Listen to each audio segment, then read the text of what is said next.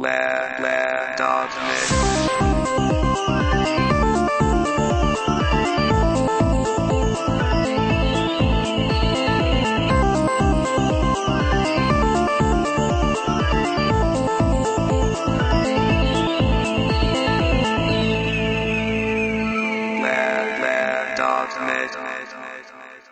Bienvenue à une autre émission de Blabla.net, l'émission où on discute de construction de logiciels avec la plateforme.net. Mon nom est Mario Cardinal. On est mercredi le 17 août 2005. D'entrée de jeu, je vous présente Éric Côté. Bonjour Mario. Ça va bien, Éric? Oui, ça va très très bien. Et toi? Très bien. On revient de vacances. Ça fait un mois qu'on n'a pas eu de Blabla.net. Je m'ennuyais un peu de Blabla.net, je vais t'avouer. Oh, je suis sûr que tu t'ennuyais. Éric vient de passer presque 4 semaines en Europe? 4 semaines en Europe. J'ai passé un peu de temps en Écosse, ensuite aux Pays-Bas et finalement j'ai terminé le tout en Belgique. Donc, c'est Pays-Bas, Belgique. En as-tu profité pour faire de la bicyclette en Europe? Oui, j'ai fait de la bicyclette en Europe. J'ai fait une semaine de bicyclette dans les Pays-Bas. C'est assez fascinant. Là-bas, ils ont une vieille technologie. Ils ont encore ce qu'on appelle les bicyclettes à une vitesse. Et puis, les bicyclettes où il faut que tu pédales vraiment pour avancer? En fait, c'est beaucoup moins forçant parce que c'est toujours la vitesse la plus facile, mais c'est comme un peu embêtant parce que c'est aussi des rétro-freins. Alors, t'es pas très très habitué à arrêter. On a comme oublié ça. Quand on était jeune, c'était comme ça les bicyclettes, mais c'est plus comme ça ici. Mais dans les Pays-Bas, c'est encore comme ça. On va en profiter pour présenter notre troisième joueur dans l'équipe Blabla.net, Guy Barrette. Bonsoir. Bonsoir Mario. Bonsoir Éric. Ça va bien, Guy? Ça va très bien. Première pour toi? Ouais, en fait, la première de ce côté-ci du micro, j'étais le deuxième invité de l'émission. Ouais, le deuxième invité, exactement. Puis là, on va te retrouver à toutes les semaines. Tu vas co-animer avec moi. Éric va dorénavant plus faire une chronique sur les astuces et les actualités .net. Tout ça pour se donner le bénéfice en ayant une équipe plus grosse d'avoir plus de Blabla.net. Donc, au lieu d'être au mois, on va accélérer le rythme. On va être aux 2 semaines. Exactement. On est en train de faire tout l'horaire de l'année, des bons invités qui s'en viennent, dont ce soir aussi un invité de marque. En tout cas, à mon avis, à oui, moi. Absolument. Quelqu'un qui va nous parler de N-Hibernate. Notre ami Scott Bellware. Allô. Ça va bien, Scott? Ça va très bien. Je suis à Montréal. Ça va bien. Oui, t'aimes Montréal, hein? Ah oui, j'aime Montréal. J'aime retourner à Montréal. Écoute, Scott, nous, quand on fait une émission, on profite toujours aussi pour présenter l'individu. Donc, je vais présenter brièvement ta biographie. Parfait. On va en profiter aussi pour peut-être te permettre de bonifier ce que je vais présenter. Tu es un développeur professionnel .net. Tu vis pas à Montréal, tu vis à Austin, au Texas. Ça fait une dizaine d'années que tu es à Austin, au Texas, hein? Oui, ça fait 8 ans. 8 ans. 8 ans. Ton français est quand même encore assez bien. Avec un gros clientèle francophone au Texas. Oui, j'imagine. Tu travailles depuis peu chez Pluck. Oui. Qui est un start-up technologique. Qu'est-ce que tu peux expliquer vite qu'est-ce que fait Pluck? Pluck est une compagnie qui travaille dans le RSS, Really Simple Syndication, la technologie qui est au fond des blogs, la syndication des blogs. Mais là, on amène RSS dans le monde d'affaires, monde industriel, transformer les informations d'affaires en RSS pour partager ça, pour publier ça. On a un site comme Delicious qui s'appelle shadows.com, qui est très intéressant, des services communautaires, taxonomiques, tagging, catégorisation de l'information de l'Internet, des pages d'Internet, des blogs, et pour partager cette information avec d'autres mondes. On a des clients de RSS, il y a des lecteurs de blogs qui sont des plugins, soit pour Firefox et pour Internet Explorer. Et aussi, on a un côté du business qui est au côté de conseil, blog pour les business. Tu es un MVP, donc un Microsoft Most Valuable Professional avec le langage C#. Ça fait déjà quelques années que tu es MVP C#. 2 ans. 2 ans. Tes domaines d'expertise, c'est tout ce qui touche la persistance entre les objets puis les bases générationnelles, c'est un domaine d'expertise. Tu vas nous parler ce soir de N-Hibernate, qui est un outil qui sert à ça. Tu es aussi reconnu beaucoup comme quelqu'un qui a une forte expertise avec le Test Driven Development, TDD. T'en as profité, t'as qu'à venir à Montréal. Tu as fait un atelier au groupe d'utilisateurs Visual Studio de Montréal sur Test Driven Development, un atelier qui était... moi, j'ai participé, j'y étais. C'était excellent. Les 30 personnes qui étaient présentes ont vraiment apprécié, là. Pour moi, ça a été l'occasion là, vraiment là, de comprendre là, ou d'approfondir ce qu'était le TDD. Là. Je pense que Scott, ta présentation m'a permis là, vraiment d'aller beaucoup plus loin là-dessus. Ce qui était intéressant, c'est que c'était en plus une présentation à guichet fermé. Les 30 personnes qui étaient là avaient fait salle pleine. Oui, exactement. Je me mets dans la peau de nos auditeurs, ils entendent parler de TDD, Test Driven Development. Pour ceux là, qui n'ont aucune idée de qu'est-ce que c'est, est-ce qu'on peut, dans 30 secondes ou en 1 minute, juste leur permettre d'avoir une petite idée de quoi on parle quand on parle de Test Driven Development? Ça se fait-tu, ça, Scott, réussir à résumer ça en 30 secondes? Ce qu'on peut dire, c'est que c'est une nouvelle approche de développement où on fait les tests en premier avant de commencer à concevoir la classe ou la composante qu'on veut faire. C'est qu'on fait le test en premier. Puis vu qu'on change toute notre façon de faire, c'est assez révolutionnaire. Puis à l'usage, puis avec la démonstration que vous avez faite hier, ça semble intéressant. Donc pour ceux qui... Ça allume un peu, là, vous avez juste à aller vous irez sur le site de Scott, qui est www.bellware.net. Ils vont pouvoir trouver beaucoup de liens vers TDD. Ceci étant dit, tu es fortement impliqué dans la communauté des groupes d'utilisateurs d'Austin. Tu as fondé le Austin Net User Group. Tu as aussi fondé le Agile User Group d'Austin. Tu étais impliqué aussi dans la fondation de ISA, la International Association of Architects. Tu étais pendant 2 ans le chairman de INETA, qui est le International Association... International.net Association. C'est l'International.net Association. Mais j'étais pas le chairman de l'association au complet, j'étais juste le chairman de la groupe qui s'en occupait des speakers. Le INETA Speaker. Du Speakers Bureau. Ouais, c'est ça. Ah, OK. En plus de travailler chez Plock, tu travailles aussi sur un nouveau livre que tu vas écrire avec A-Press. Oui. Tu peux-tu nous donner Un scoop. Un scoop, ça serait scoop. quoi Un scoop. ça va être quoi ce livre-là sur lequel? Ça s'appelle Sustainable Software Development with Microsoft.net. C'est plus des idées développement agile. C'est pour ça qu'on parle du sustainability. Sustainability, par contre, opposé à RAD, qu'on dit que il n'est pas vraiment agile, sustainable. Comment on pourrait traduire le mot sustainable en français? En tout cas, du code qui va être maintenable.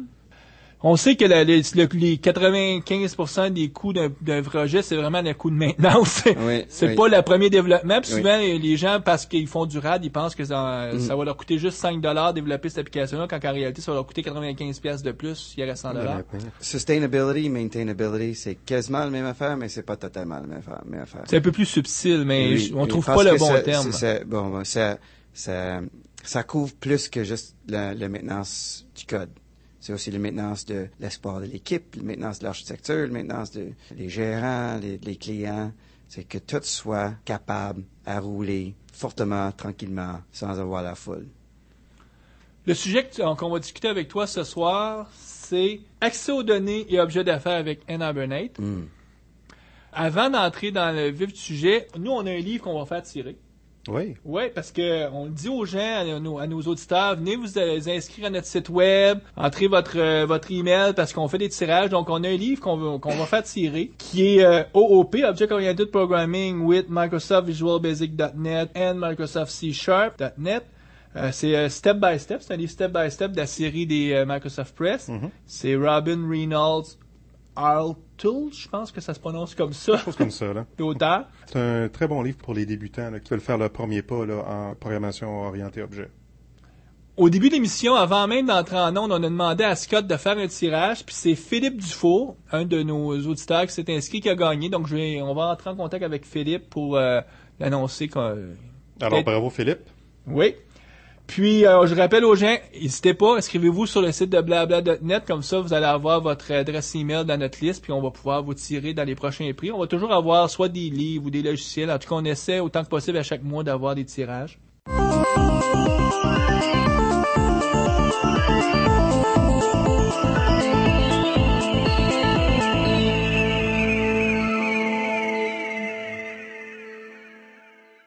Scott.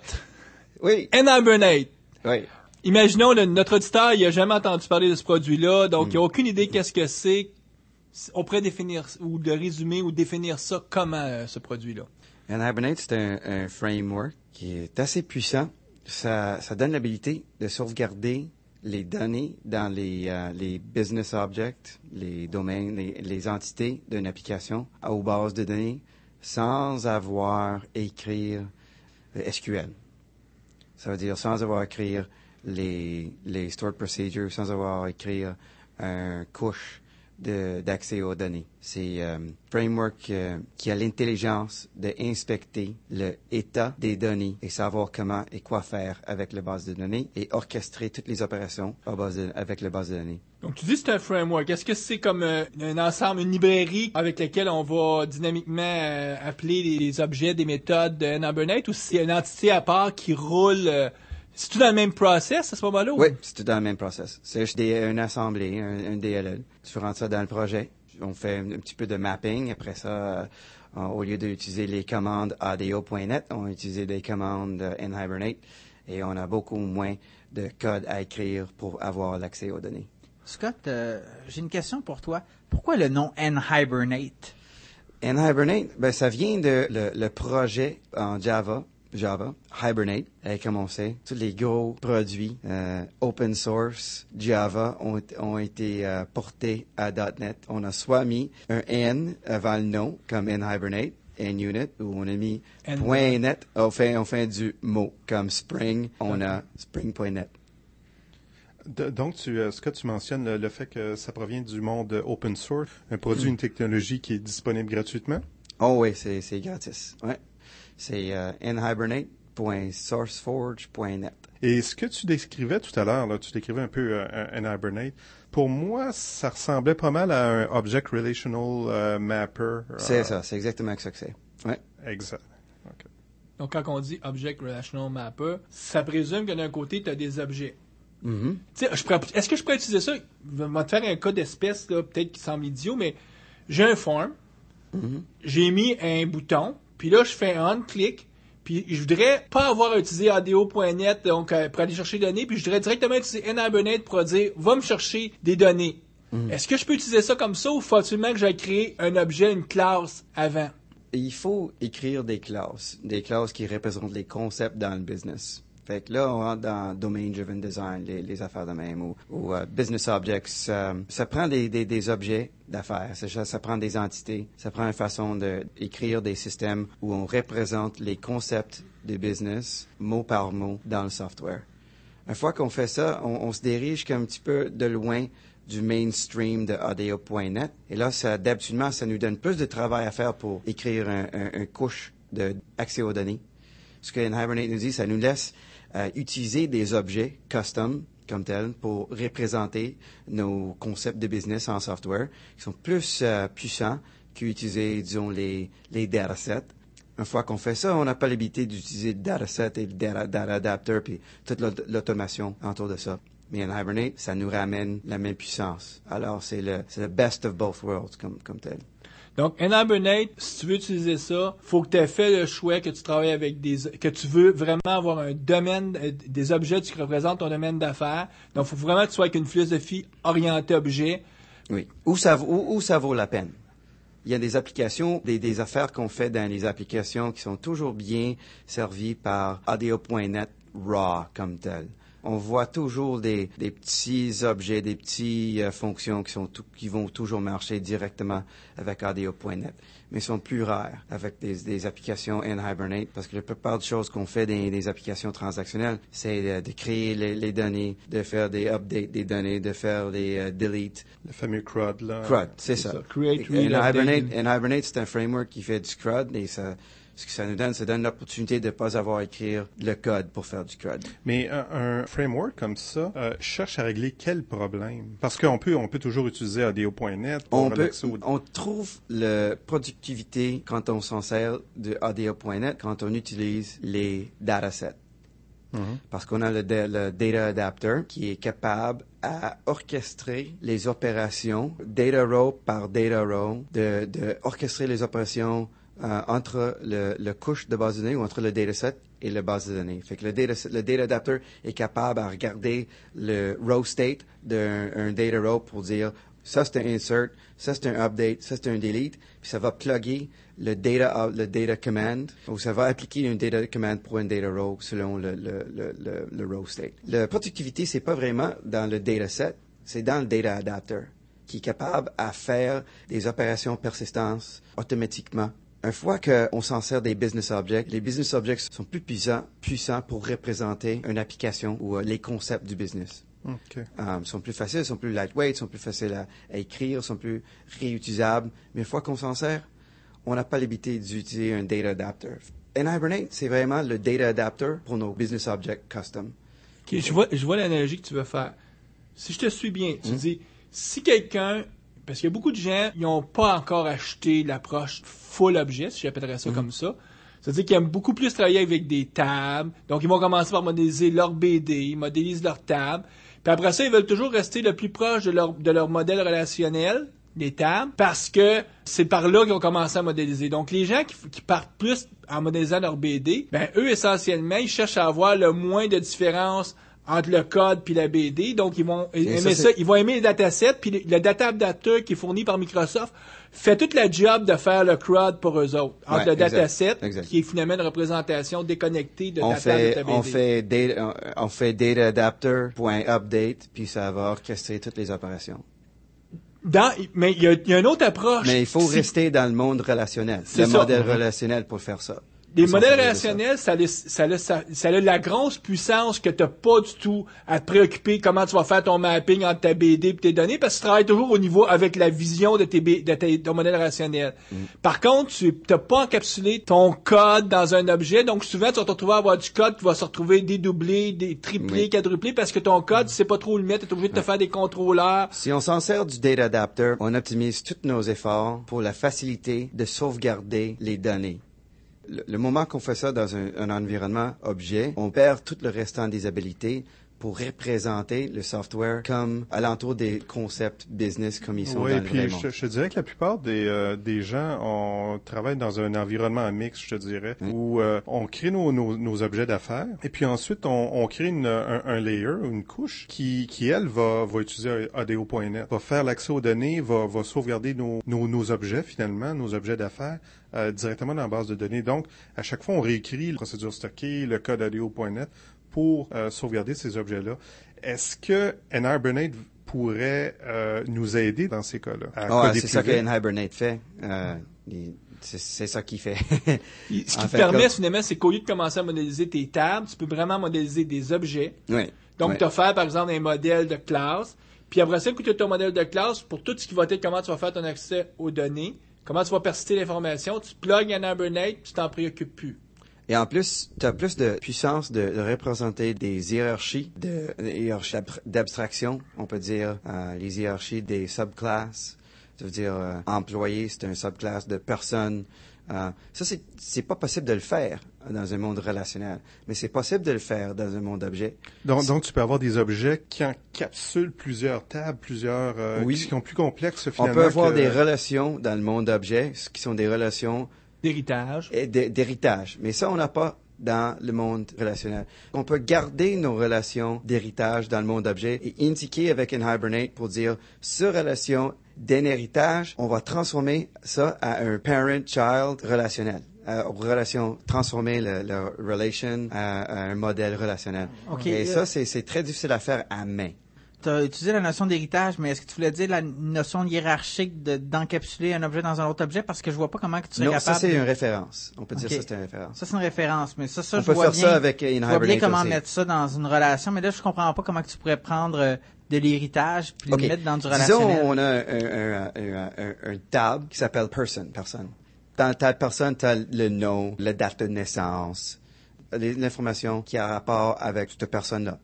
Peut-être qu'il y a une autre table qui est les usagers. Qui va hériter de personne. Ouais. Puis l'usager n'a qu'un hash de le mot de passe. Dans le monde des objets, le user, c'est un subclasse du personne. Dans le monde relationnel, c'est qu'une relation. Personne, c'est le parent. Usager, c'est l'enfant. Et tu as un foreign key sur la table usager de la clé de personne. Je te remercie, c'est très très clair, Scott. J'ai une deuxième question pour toi. Est-ce que ça veut dire que quand on travaille avec N-Hibernate, on n'a pas besoin de concevoir nos tables, c'est N-Hibernate qui va les concevoir, puis nous on fait juste créer des objets, puis on dit à N-Hibernate, bonne chance sauvegarder dans une base de données ou Non, il faut vraiment avoir ton base de données déjà. D'habitude, on a déjà une base de données. Ce que N-Hibernate nous donne l'opportunité de faire, c'est de ne pas endommager nos modèles objets à cause qu'on a un modèle relationnel qui est pas très hot, qui est pas très objet.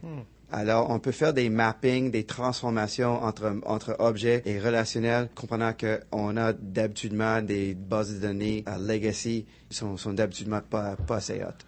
Donc, quand on utilise N-Hibernate, il y a notre travail qu'on fait du côté des objets. Il faut identifier tous les objets qu'on a besoin, tout ça. Puis la beauté, c'est qu'on va être capable vraiment de faire une modélisation avec de l'héritage, avec des relations de composition, comme on fait quand on fait de l'orienté-objet, sans avoir à se préoccuper du relationnel. Après ça, quand on veut quand même utiliser N-Hibernate, il faut définir notre BD. Puis ensuite, il va falloir définir un certain métadata qui fait les règles, comment l'information. Ça, c'est stocké où avec N-Hibernate? Dans les fichiers XML. C'est juste des fichiers XML. C'est un fichier pour un objet qui dit cet objet-là, ça va être sauvegardé dans telle table. Cette propriété d'un objet va être sauvegardée dans cette colonne d'une table. Et aussi, on peut indiquer les relations polymorphiques pour dire que si on a personne qui est le parent et usager qui est l'enfant, on peut indiquer, on a certaines différentes comptes dans une banque, un compte d'épargne, un compte d'échec. Des fois, on met un colonne qui dit un status. Quand on fait des retrieves avec un Hibernate, on peut dire si c'est le status est égal à compte d'épargne, donne-moi un objet de compte d'épargne. Donc, si je te suis bien, un des avantages de N-Hibernate, c'est que la fameuse couche de persistance entre tes objets et ta base relationnelle, au lieu que tu ailles à la coder, ça devient déclaratif. Tu fais juste déclarer dans des fichiers XML comment tu fais ton mapping. C'est complètement déclaratif. L'affaire avec ADO.NET, c'est que d'habitude, quand tu utilises ADO.NET, on rapporte notre modèle relationnel dans l'application. On a telle table, c'est avec strongly typed dataset. On a le tab de compte, alors on a un tab de compte dans un dataset. On a le tab d'usager, alors on a un tab d'usager dans un dataset. Ce qu'on représente pas, c'est les transformations. On n'a pas une façon, on a un modèle relationnel, un modèle de données, on apporte ce modèle relationnel de données dans l'application. Ce qui manque, c'est un modèle des transformations. Il n'y a pas de modèle de transformation dans le dataset ou dans le data adapter, sauf un objet qui s'appelle table mapping et des autres objets qui font des petits mappings entre une colonne et une colonne. La raison principale, c'est que ça, c'est juste pour changer les noms, par exemple. La raison principale pourquoi il n'y a pas ça, c'est que les gens présument qu'il y a des tables que tu as dans ta BD. Tu vas pouvoir travailler avec ceux-là dans ton programme parce que tu vas avoir une vision pas orientée objet, tu vas avoir une vision dirigée par les data, dirigée par les données. Donc, on crée des objets qui reflètent finalement les tables de la base de données en faisant ça. Là. Et comme ça, on perd un gros pourcentage du pouvoir qu'on a dans le monde d'objets et pour le pouvoir qu'on a quand on s'en sert des objets d'affaires. Parce qu'on perd le OO. OK. Donc, tu mentionnais tout à l'heure que N-Hibernate va s'occuper de la couche d'accès aux données. Donc, en tant que développeur, j'aurais pas à coder de code ADO.NET? Non, pas du tout. Si j'ai des procédures stockées ou quoi que ce soit? Les procédures stockées... On n'a pas besoin d'en faire? Tu veux dire les stored procedures? Oui. N-Hibernate ne marche pas avec les stored procedures. Hibernate, en Java, version 3, est capable de s'en servir des stored procedures. Mais voyons qu'en développement, une application peut changer souvent, très souvent. Certainement, c'est une application très jeune. On vient juste de commencer d'en écrire, de le créer. On veut pas vraiment définir les stored proc tout de suite parce que le modèle change autant vite qu'on est bien plus agile pour ne pas s'en servir des stored proc. Parce que les stored proc sont barrés. On écrit les stored proc sont serrés, on peut dire. N-Hibernate utilise les fichiers XML du mapping pour bâtir les commandes, des commandes paramétrisées. Et là, ça envoie ces commandes-là de le middle tier aux bases de données. J'entends ceux qui sont pro-StarProc, tu veux dire, Oh, ça veut dire que dynamiquement, tu construis tes Oui. requêtes, donc il y a des Oui. coûts de performance de 1. Oui. Après ça, est-ce qu'il y a des enjeux de sécurité si tu construis dynamiquement? Parce qu'un des bienfaits, souvent que les gens disent des StarProc, c'est sécurisé parce qu'il y a le contrôle. Les questions de sécurité sont importantes, mais on peut arriver au même niveau de sécurité avec les commandes paramétrisées que les StarProc. Est-ce que le coût de performance est tangible? Parce que le fait qu'il le fait dynamiquement... Le coût de performance, c'est pas vraiment au niveau base de données, c'est au niveau du network. Si tu envoies des grosses commandes avec des grosses command text, là, ça devient un coût de les paquets que tu envoies sur le network. Mais d'habitude, la base de données est sur un switch, un backplane, qui est connecté au serveur application qui est très optimisé très vite. Fait que d'habitude, c'est pas vraiment un gros question. Mais il n'y a pas juste l'aspect de performance au niveau de processus stocké, il y a aussi l'aspect de performance du ORM, là, de tout cet aspect-là. Est-ce qu'il y a... Ah oui, il y a beaucoup plus de choses à faire dans le RAM là, quand on va transformer les objets. Est-ce que lorsque j'architecte mon application, je dois tenir cet aspect-là en tête? Si tu es en train de faire un site comme peut-être Amazon ou Google, peut-être que Hibernate, c'est pas le bon choix. OK. Mais il faudrait faire des bons tests pour savoir si c'est bon pour toi. Mais la plupart du monde, dans le monde, qui font des applications, c'est pas ça qu'ils font. C'est pas des grosses applications comme eBay, comme Amazon. Fait qu'est-ce qu'on fait dans le monde d'affaires, le développement entreprise? Le peu de perte de performance est acceptable. Exactement. Parce qu'on va y gagner. On va perdre peut-être un petit peu de performance. On va gagner d'abord la productivité et en plus, on gagne le reuse et toutes les qualités du domain driven design qui nous donnent une habilité de communiquer mieux sur le sujet de nos systèmes avec nos clients. Un des enjeux, je pense, que c'est quand même assez majeur quand tu veux promouvoir un Hibernate puis tu as une équipe des gestionnaires de BD qui sont très StarProc orientés. Oui. Eux, ils sont pas capables de concevoir qu'il n'y ait pas de StarProc. Puis là, c'est plus technique, ça devient plus humain, tout l'enjeu. C'est sûr qu'il y a des questions culturelles, techniques. Est-ce que les administrateurs de bases de données vont être agréables à l'idée qu'on ne va pas s'en servir des StarProc? Ça prend un petit peu d'éducation pour eux autres, mais absolument, on arrive aux conclusions après avoir vraiment regardé toutes les questions que c'est acceptable. C'est comme la première étape, c'était de les convaincre de dire vos StarProc, ils vont faire juste le CRUD. Il n'y aura plus de logique d'affaires. Ça, c'était un combat qui s'est fait depuis en tout cas de l'an 2000, puis c'est pas encore gagné dans beaucoup d'organisations. Puis l'étape suivante, c'est de leur convaincre de dire les StarProc, on n'a peut-être plus besoin si on utilise un outil de NORM. Ça, c'est un autre cheminement qu'il faut leur faire. C'est ce que ça demande quand on veut utiliser un Hibernate. Ouais, d'habitude, les concerns des administrateurs de base de données sont des concerns de performance et sécurité. On trouve dans le monde qu'on arrive à un bon équilibre entre ces deux mondes-là. Et, ça a marché. Ça fait des années qu'on a ça en Java et ça commence à rouler bien fort en .NET aussi. Tu parles de la plateforme Java, donc il semble que ça fait plusieurs années que c'est accepté, que c'est utilisé du côté Java. Pourquoi penses-tu que du côté Microsoft, on est encore au début dans Parce que Microsoft n'a pas sa propre framework ORM. S'il y en avait un, là, on vendrait un. Object Space. Il y avait Object Spaces. Il y avait Object Spaces et là, ça va être... On va voir, ça revient. L'idée ORM, ça revient en Microsoft. On va voir ça tantôt. On peut peut-être parler un petit peu d'Object Spaces, là, rapidement. Oui, peut-être juste pour situer les gens qui n'auront aucune idée qu'est-ce que c'est. Là. C'est une technologie qui a été présentée au PDC, je pense, en 2001. En 2001. Qui était vraiment intéressante. Par la suite, on n'a plus entendu parler d'Object Spaces. C'est revenu l'année dernière. C'est supposé d'être inclus dans Visual Studio 2005 et ça a été retiré pour revenir plus tard, là, combiné avec d'autres technologies.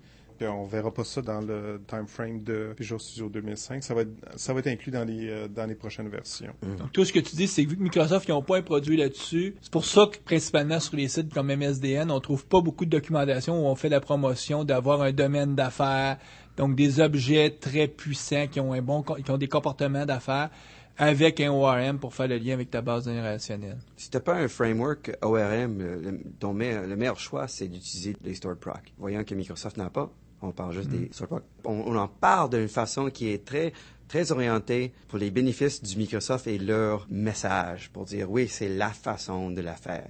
Mais vraiment, le message, c'est que c'est notre seule façon de le faire. Si on avait des choix, on aurait eu des choix. Dans le monde Microsoft, pour un long temps, on n'avait pas des choix.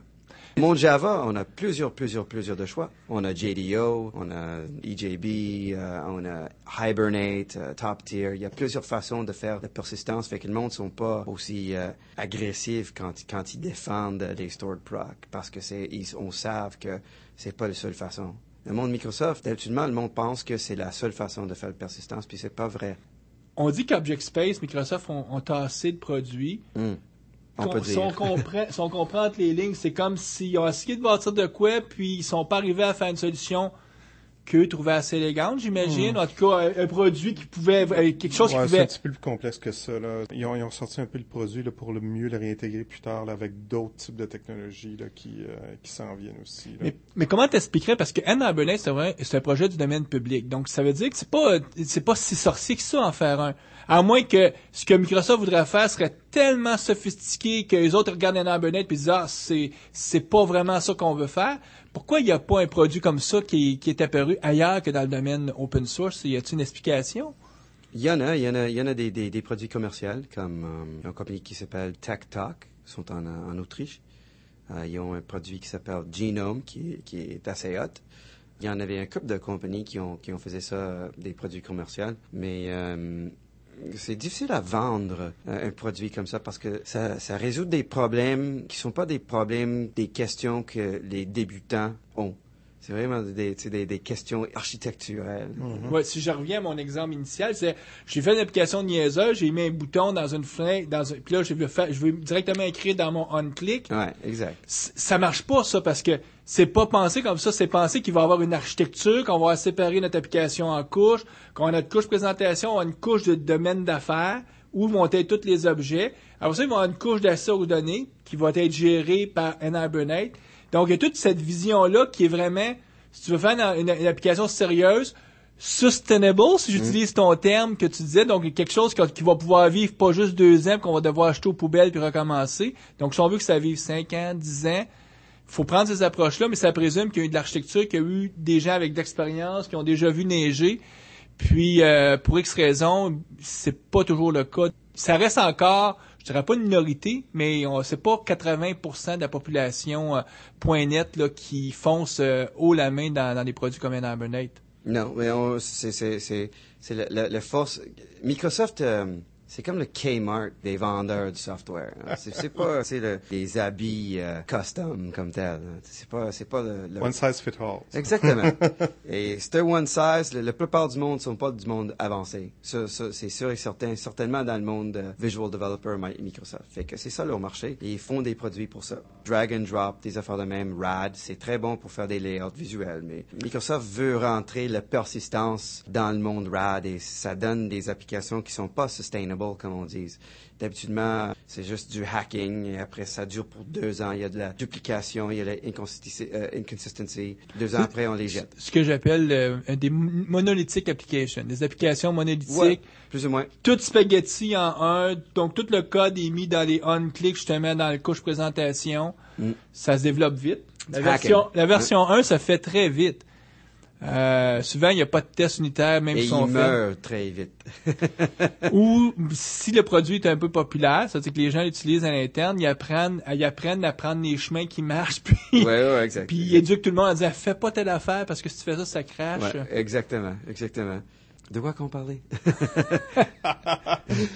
On va revenir sur Hibernate. Donc, on a parlé que ça fonctionne pas avec des star proc. Non. Que ça présume que tu as une architecture en couche. Ou au moins une architecture aux business objects. Que tu es familier aussi avec les concepts d'orienté objet. Oui. C'est un monde .NET. On est tous... C'est une plateforme .NET, donc une plateforme orientée objet. Oui, on est tous des programmeurs OO en .NET, même si tu utilises des datasets. Effectivement. C'est quoi les bénéfices, justement, de faire un domaine d'affaires? Pourquoi il y a des développeurs aujourd'hui qui prennent la peine de faire tout un domaine d'affaires puis qui se disent, non, moi, j'irai pas avec l'approche des datasets, je veux vraiment avoir des objets qui représentent mes entités de mon problème. Pourquoi on fait cette approche-là? pour représenter les concepts d'affaires qu'on dit en développement agile once and only once. Un place, sans duplication, avec une représentation de chaque concept. Donc, premier bénéfice, c'est que tu vas avoir ton code à un seul endroit. Dans l'objet, Exact.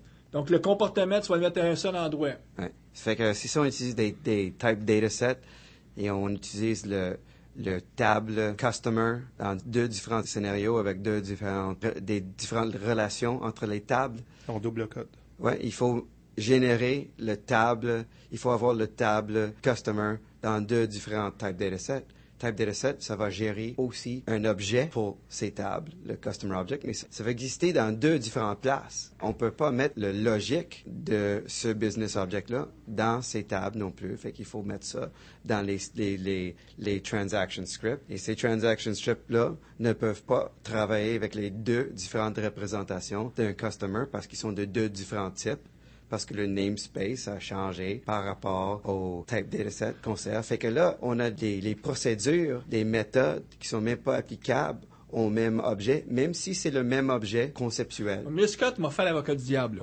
Comme là, l'exemple que tu nous donnes, là, me semble, là, l'avoir à la gérer à deux endroits, là, je vais me mettre dans la peau là, du gestionnaire là, qui a peut-être pas beaucoup de vécu, justement, qui dit, ben regarde, on peut gérer ça. Moi, j'ai une équipe qui est capable de gérer ça à deux places. Là, voyons, c'est pas si compliqué que ça. C'est-tu vraiment ça? L'expérience démontre quoi quand on prend cette approche-là de dire c'est pas grave si on a du code dupliqué? Ben, une fois qu'on a de la code dupliquée, on a de la complexité. Une fois qu'on a de la complexité, c'est le first nail in the coffin. C'est une fois qu'on accepte la complexité, on accepte le mort éventuel, impending death de l'application. Puis c'est le premier pas, le deuxième est bien plus facile à prendre. Le deuxième, habituellement, étant les développeurs qui ont versé la version 1, quittent pour ça aller travailler sur un autre projet, avec une autre technologie, puis ils donnent ça dans les mains de d'autres développeurs. Ça, c'est le pire cas, oui. Puis habituellement, ils sont assurés que leur code s'auto-documente pas, c'est-à-dire que les noms de variables sont tous des IJK. Tu sais, toutes les bonnes affaires qui fait que quand tu regardes le code, le gars, ça y prend quasiment 10 minutes juste comprendre qu'est-ce que la méthode fait là. Et là, on parle du literate programming, où on regarde le code et on est capable à le comprendre tout de suite. Mais avec des business objects, on peut regarder la librairie des business objects et savoir tout de suite c'est quoi qui fait, c'est quoi le concern de cette application. C'est la première journée de mon travail, je peux ouvrir cette librairie-là et avoir une idée tout de suite de quels sont mes objets et qui me donne une idée tout de suite de c'est quoi l'affaire. Qu'est-ce que cette application fait, c'est quoi ses concerns. Surtout parce que les objets ont été nommés avec des mots qui sont les mêmes que le domaine d'affaires. Exactement. Donc, les objets partagent un dictionnaire, on peut dire. On s'en sert des termes et des concepts du business. Donc, si on t'explique ici ce qu'on fait, par exemple, c'est un registre où est-ce qu'on a des inscriptions. Quand tu vois un objet inscription, tu es capable de faire le lien. Ouais, exact. Donc, tu te retrouves, Eric Evans, dans son livre Domain Driven Design, lui dit c'est le ubiquitous language qui, selon lui, est la raison numéro 1 pourquoi on devrait faire un domaine d'affaires. C'est pour avoir un langage le même entre les clients, les développeurs, les gens de BD, parce que les usagers. Les usagers. Donc, tout le monde a une inscription, ça s'appelle une inscription. Quand on a une approche très data-driven, où est-ce qu'on utilise le dataset, souvent, une place, ça s'est appelé inscription, mais l'autre place, ça s'est appelé tel autre mot, tout ça, puis le code est dupliqué, puis ça devient un nightmare, là. C'est pour ça que le gestionnaire qui dit, moi, mon équipe est capable de gérer la complexité, ce qui se rend compte à un moment donné, c'est que son équipe est plus capable de la gérer, puis c'est là qu'on dit, ben, il va falloir l'acheter. Ben, absolument, ce qu'on fait, c'est, on garde l'application une autre couple de 6 mois pour la rentabiliser, donc, puis à un moment donné, on la jette aux poubelles, on recommence. On scrape et on recommence. Gérer la complexité, c'est la seule façon de gérer la complexité, c'est de trouver des façons d'éliminer la complexité ou de simplifier la complexité. On ne résout pas les complexités avec les efforts complexes ou avec les solutions complexes. Ubiquitous Language, c'est vraiment un effort pour s'assurer que les programmeurs et les gens d'affaires parlent le même langage et le software même, les programmes même, représentent ce langage dans les programmes. Ça, c'est un aspect important, là, je pense.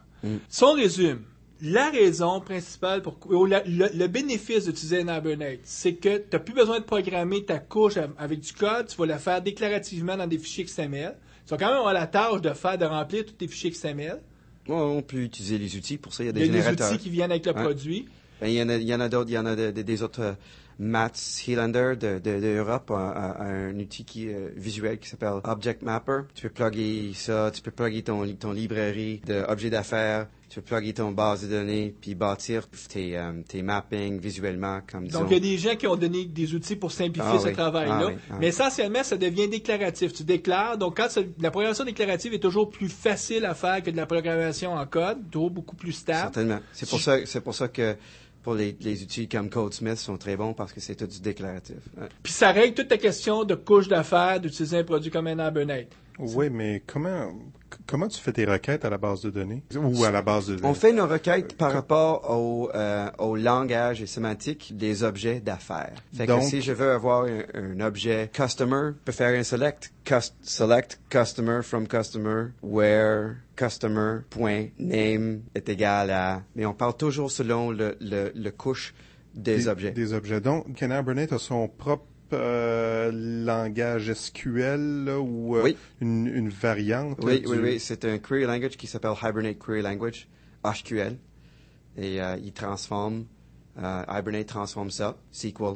N'importe quelle variante de SQL. Il faut savoir aussi que Hibernate marche avec Oracle, SQL Server, Firebird, Sybase, DB2, Access. C'est le même langage en requête. Donc, on parle qu'il y a tout ton métalangage que tu dois faire, ton arrimage. Ton mapping. Donc, ça, c'est une première barrière d'apprentissage que des gens doivent faire. D'autres barrières d'apprentissage.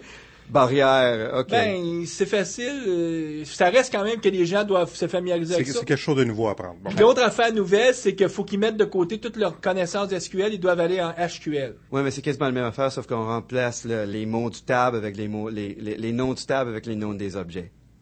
Fait qu'il faut pas savoir, c'est pas nécessaire de savoir c'est quoi le modèle relationnel. Okay, donc, mais là, j'ai une plug pour toi. Là. Tu sais presque la même affaire. Je serais bien surpris que tu puisses avoir toute la logique des relations où tu es capable de faire des unions ou des... On est capable, oui. Oui, puis même des selects dans des selects. Des joins, pas des sub-selects. C'est assez puissant. C'est assez puissant parce que c'est une des choses que souvent le monde m'a dit. On dit, ben, regarde, mon SQL, là, je fais tout avec ça. Mm-hmm.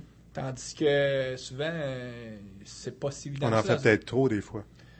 Il y a des gens qui peuvent s'entendre avec leur SQL. Mais il y a certains cas, il faut utiliser le SQL. Ouais, on peut dire que le monde qui s'en sert du Hibernate ou Hibernate pour faire tout, à un certain point, ils se rendent they get in trouble. Parce que c'est pour faire le CRUD. Si tu t'en sers pour faire du reporting, tu vas trouver... C'est pas le bon outil. Non, pas du tout. Il y a d'autres outils pour ça. Encore là, c'est d'utiliser le bon outil à la bonne place. Puis, exactement. Pas se pendre avec cet outil-là non plus. Faut pas l'utiliser pour toutes tes affaires bases de données. Un Hibernate, c'est quoi l'utilisation de ce produit-là? C'est-tu quelque chose que t'es sûrement pas le premier sur la planète? Est-ce qu'on peut dire qu'un large auditoire, est-ce que ça se compte en milliers de sites ou est-ce qu'il y aurait des gens qui utilisent un Hibernate aujourd'hui? Hibernate, ça a existé pour des années. Au moins depuis 5 ans que ça existe. Il y en a des livres qui sont écrits sur ça. Il y en a des communautés, des message boards.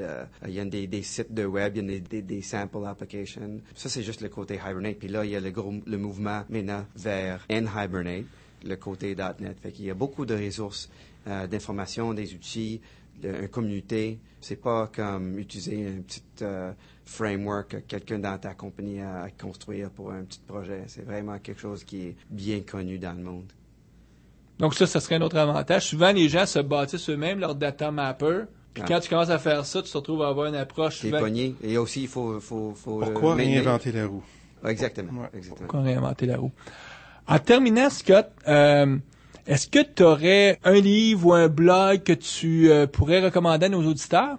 Le meilleur livre que j'ai lu ce temps-ci, c'est Domain Driven Design par Eric Evans. Même si tu n'en sers pas de ORM, c'est vraiment un livre qui explique bien comment faire les applications avec des objets d'affaires.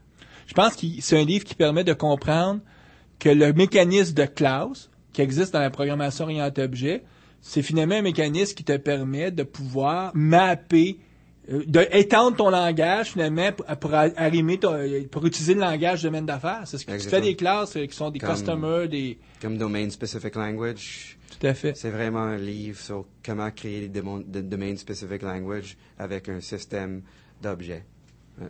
sans avoir à attendre les Software Factories qu'on nous annonce dans les 15 Software prochaines Factory, c'est des outils pour Domain Specific Languages. C'est pas vraiment les Domain Specific Languages comme tel. Ouais. Tout à fait.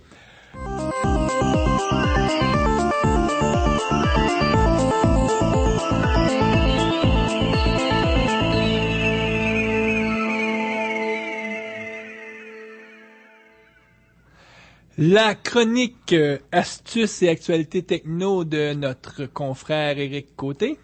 Oui, bonjour Mario. Alors ce mois-ci, ce fut les vacances. Hein? Alors pendant qu'on est parti, les nouvelles continuent et puis là on revient et on s'aperçoit, ah mon Dieu, il y a eu plein de changements dans le monde informatique. Il y en a pas eu énormément parce que je pense que les gens qui s'occupaient de faire l'actualité sont aussi partis en vacances, mais il y a eu une grande nouvelle pendant mon départ, naturellement, c'est la sortie de Windows Longhorn Beta 1 et puis on a même décidé de renommer le produit pour le lancement du Beta 1. Officiellement, ça va se nommer Windows Vista. Vista. Oui.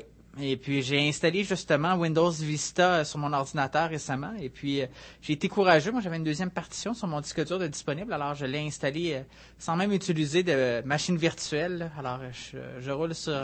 Oui, et puis si on parle de machine virtuelle, il y a un petit truc pour installer Vista sur un VPC, là, sur un Virtual PC. Alors, on mettra le lien, là. Je l'ai sur mon blog, là. Il y a un petit tour de passe-passe, qui est vraiment pas compliqué à faire. Mais je pense que quand tu l'utilises de cette manière-là, t'as pas tous les effets, comme les effets de transparence. Non, t'as tout. C'est juste pour qu'il le produit. T'as même les effets de transparence sur ton en Virtual PC? Moi, il a fallu que j'installe les drivers bien spéciales pour que ça marche, en tout cas. Je sais qu'il y a les extensions, là, le Virtual PC Extensions pour Vista sont présentement en bêta. Alors, qui sait, peut-être que oui. Peut-être. Donc, version bêta de Longhorn, maintenant Vista. Mais oui, et puis là, naturellement, puisqu'on a renommé Longhorn pour Vista, on en a décidé aussi de renommer certaines technologies, comme maintenant Avalon et Indigo, deux grands piliers des technologies Windows Vista, ont changé de nom aussi. Bon, Avalon, juste pour ceux qui ne sauraient pas, c'est la partie... Ça, c'est la partie de présentation graphique, interface usagée. Donc, c'est finalement toute l'infrastructure pour pouvoir présenter des programmes. Ça va s'appeler maintenant? Ça s'appelait le Windows Presentation Foundation. C'est assez spécial. Ils l'ont pas appelé framework. Hein. Remarquez bien là, la terminologie.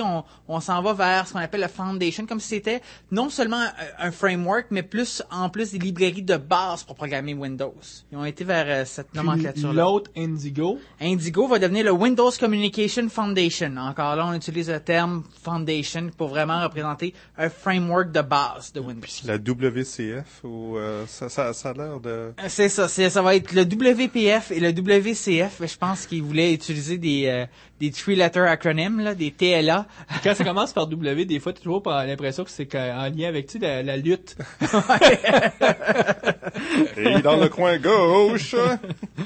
Et en plus, il y a d'autres noms qui vont changer, comme par exemple, j'avais parlé il y a quelques mois, par exemple, d'une nouvelle façon de présenter l'information qu'on appelait Metro. Et ben ça s'est changé Metro pour le XML Paper Specification, le XPS. Une autre grosse nouvelle qui s'est passée tout récemment, il y a à peine 2 jours de ça, ils ont sorti le premier programme qui allait générer du XAML. Mais imaginez-vous que Microsoft ont un produit qui s'appelle Acrylic. Acrylic, originalement, c'était une compagnie qui faisait un produit qui s'appelle Expression. C'est un peu un mélange entre Photoshop et Illustrator. C'est un logiciel de dessin, là. C'est un logiciel de dessin vectoriel, exactement. Là, ce qui est intéressant, c'est que Microsoft ont acheté la compagnie qui faisait le produit Expression, ils l'ont renommé pour Acrylic, et là, ils ont sorti une nouvelle version bêta de Acrylic qui peut non seulement sauvegarder des dessins dans différents formats, mais est capable de prendre les dessins vectoriels et de les, si je pourrais dire, les outputter en XAML. Cette version bêta est disponible sur le site web de Microsoft. Oui, elle est disponible sur le site web de Microsoft, et puis là, j'ai hâte de l'installer. Ça fait combien de versions de produits de dessin que Microsoft font? Combien d'échecs? Est-ce que ceci sera un autre échec? Ça fait au moins 6 ou 7 fois qu'ils essaient de sortir des produits de dessin, puis... Disons que les suites se suivent et ne se ressemblent pas. Hein? Autre nouvelle ou autre astuce? Alors, le dernier point, naturellement, qui est un point que j'attendais depuis un petit bout de temps, j'en avais parlé il y a quelques mois, eh bien, c'est maintenant fait. Microsoft ont sorti Internet Explorer 7 en bêta 1. Donc, les nouvelles fonctionnalités, notamment le tab browsing et aussi les fonctionnalités RSS, sont là pour que tout le monde puisse tester et explorer ces nouvelles fonctionnalités. On a aussi amélioré d'autres éléments de l'engin, notamment au niveau du support CSS. Mais là, j'ai pas eu encore le temps de jouer beaucoup. Ben, moi, ce que j'ai lu là-dessus, c'est qu'ils supporteront pas CSS2. Puis je pense En fait, ils vont supporter CSS2, mais ils vont pas supporter le test ACID 2. Il y a un test très spécifique qu'on appelle ACID qui naturellement faisait des fonctionnalités très avancées en CSS 1 et 2. Là, Microsoft, ils ont dit on va intégrer CSS 2, mais on ne pourra pas le faire aussi compliant que le test ACID 2. C'est peut-être normal, considérant que le test ACID 2 semble assez compliqué à passer. La preuve, c'est que encore de nos jours, Firefox le maîtrise pas encore parfaitement, puis Opera est encore loin de le supporter. Peut-être que ça va prendre encore quelques mois. As-tu des nouvelles, mon cher Mario? Moi, il y a quelque chose qui a attiré mon attention, c'est un programme de certification pour les développeurs que Microsoft font, le Microsoft Certification Program, MCP. Ça va complètement changer à partir de l'automne avec la sortie justement de Visual Studio 2005. Ce qu'on connaissait avant comme toutes les certifications Solution Developer qui s'appelait MCSD, puis le MCAD pour Application Developer, tout ça prend le bord, si on peut prendre cette expression-là. Et Microsoft vont relancer 3 nouveaux types de certification. Ils vont appeler ça tout le temps les Professional Developer, puis ils vont avoir 3 saveurs. Tu vas être soit un Web Developer, soit un Windows Developer, ou soit un Enterprise Application Developer. Qui comprend les deux? C'est les deux, et aussi les technologies entreprises. En fait, les titres sont quelqu'un pourrait avoir les 3 titres et ça va être un peu différent. Celui plus pour l'entreprise va être adapté plus pour l'architecture et plus adapté aussi pour la sécurité. Parce que les deux et avec toute une série de nouveaux examens. Oui. Toute une série de nouveaux examens. Ben, c'est une nouvelle tentative pour Microsoft. On se cachera pas que leur programme de certification a peut-être pas eu le succès qu'ils auraient voulu. En tout cas, du côté des développeurs. Du côté des développeurs, ça piétine un peu. Mais ça, c'est normal puisqu'il n'y a pas vraiment de momentum non plus dans l'industrie pour qu'il y ait un titre de certification. Donc là, en relançant ces certifications-là, ils vont essayer de se redonner un deuxième souffle. On sait que Microsoft a beaucoup d'argent. Donc, ils n'hésitent pas à y aller 2 fois, 3 fois, 4 fois. Ils tapent longtemps sur le clou. En se disant un jour ou l'autre, le clou va réussir à rentrer. Mais ce qui est bien au moins, c'est qu'ils ont arrêté d'essayer de faire ce qu'on appelle des différents titres comme auparavant parce qu'ils vont simplifier le tout. Et les gens comprenaient pas c'était quoi la différence entre un MCSA et un MCSE. Parce que, essentiellement, tu vas avoir 2 grands types. Ça va être des Professional Developers ou des IT Professional. IT étant les gens d'IT. Puis là, là-dedans, tu vas avoir 2 grandes catégories, database, puis système engineer, je pense. En fait, ils vont garder 3 catégories, si tu remarques bien, parce qu'ils gardent encore la catégorie database. Ah oui, OK. Puis Professional Developer. De toute façon, on va mettre un lien sur notre site web pour ceux qui s'intéressent, qui voudraient en savoir plus en détail. Il y a des graphiques où est-ce qu'ils expliquent tout ça. Ça fait le tour des astuces et actualités de... Surtout ce mois-ci, des actualités, pas beaucoup d'astuces. Il faut que tu reviennes sur l'astuce que tu as parlé au niveau de la Bibliothèque nationale. On a reçu des emails des gens qui ont essayé, puis il y a beaucoup de gens qui sont même juste en attente d'avoir leur petit... faut que tu t'inscrives, puis ça vrai que ça va tout expliquer sur mon blog. En plus, cool. Scott? Oui. Te remercie beaucoup. Merci pour m'avoir. Ben oui, ça a été vraiment intéressant. Donc, j'espère que ça va permettre aux auditeurs de faire la différence. Donc, ce qu'on vient de vous expliquer en Hibernate, là, c'est ce qu'on appelle un Object Relational Mapper, ORM. C'est la catégorie de produits comme un Hibernate. Exact. Puis, ce qui est intéressant, c'est que c'est un produit qui est gratuit. Il y a beaucoup de produits qui sont que vous devez acheter normalement pour avoir ce type de fonctionnalité-là. Là, c'est vraiment gratuit. Donc, ça vous permet d'essayer. Faites le download, essayez-le. Vous allez voir si c'est intéressant pour vous. Ça enlève la grosse question. Si j'utilise des objets, comment m'en faire mon mapping avec mes données? Parce que mes données restent encore dans des tables. Puis, s'il faut faire ça tout à bras, là, c'est un challenge. Hein, programmer ça. C'est pour ça qu'un produit Hibernate est si populaire. C'est que si tu veux utiliser des objets d'affaires avec des comportements, utilise un ORM, ça fait la job sans que tu aies besoin de te taper à faire tout le code. Ouais, ça nous donne la liberté de s'en servir des business objects. On te remercie beaucoup pour ta visite à Montréal, donc d'être ici à Blabla hier au groupe d'utilisateurs pour le Test Driven Development Workshop. Puis je suis sûr que dans le futur, on va pouvoir avoir d'autres émissions avec toi parce que ayant de la parenté à Montréal, parce que tu es élevé dans la région montréalaise, donc tu reviens à l'occasion, donc on va essayer de te revoir à l'émission. Oui, puis il y a peut-être des chances qu'on le revoie l'année prochaine à DevTeach au mois de juin. Ça se parle, ça, là. Ça se peut, oui, ça se peut. J'ai entendu des bonnes chances. Oui. C'est bon. Bien, on vous revoit le 29 août pour la prochaine émission où on va parler justement de génération de code avec CodeSmith. On va à 90 degrés de ce qu'on vient de parler, mais c'est aussi important au niveau de développement logiciel. Notre invité va être Éric de Carufel, qui va nous parler de CodeSmith. Donc, on se revoit à la fin du mois d'août.